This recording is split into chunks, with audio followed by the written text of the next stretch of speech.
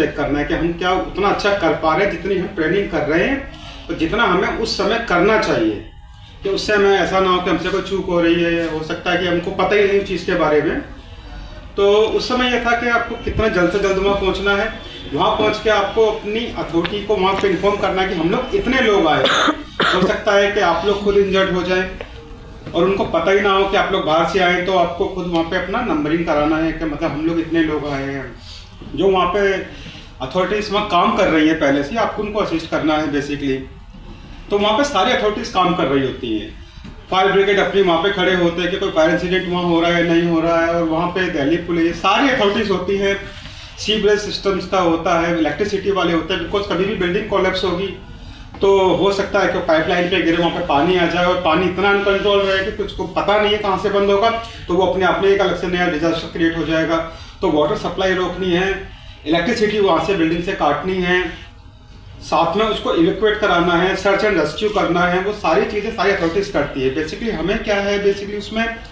कि अपने जान माल की रक्षा करते हुए वहाँ पे उन लोगों को हेल्प करना है। अगर हम लोग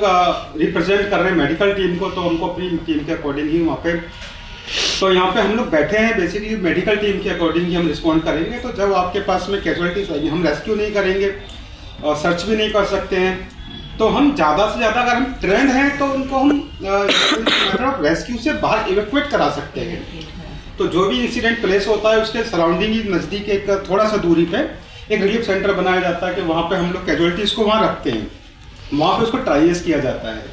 ट्राइएस से हमें पता लगता है कि कौन सी कैजुअलिटी को कितनी मदद की ज़रूरत है, किसको हमें पहले रिस्पॉन्ड करना है,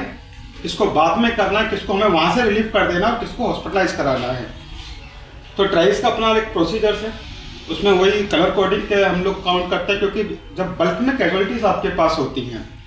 बल्क में नंबर ऑफ पेशेंट ज़्यादा हो जाते हैं, तो आपको पहले किसको अटेंड करना है, तो वो पूरा तरीका है, उसको ट्राइस करेंगे। वर्नेबल पेशेंट्स में कौन आते हैं, कौन के विक्टिम है, तो वो सब करने के बाद में आप सारी इन्फॉर्मेशन अपने अथॉरिटीज़ वहाँ पे जो होंगी आपका, या तो एडीएम होंगे, डीएम होंगे, या फिर अपनी हम लोग हेल्थ से, तो हम उनको रिस्पॉन्ड करेंगे कि भाई इतने लोग हैं। अब हमें वहाँ पे देखना है कि किसको सीपीआर की ज़रूरत है, कौन बिल्कुल डेड है उसको उठाना नहीं, उसको लास्ट में पिक करना है, किसको तो ये सब चीज़ें उसका रहता है।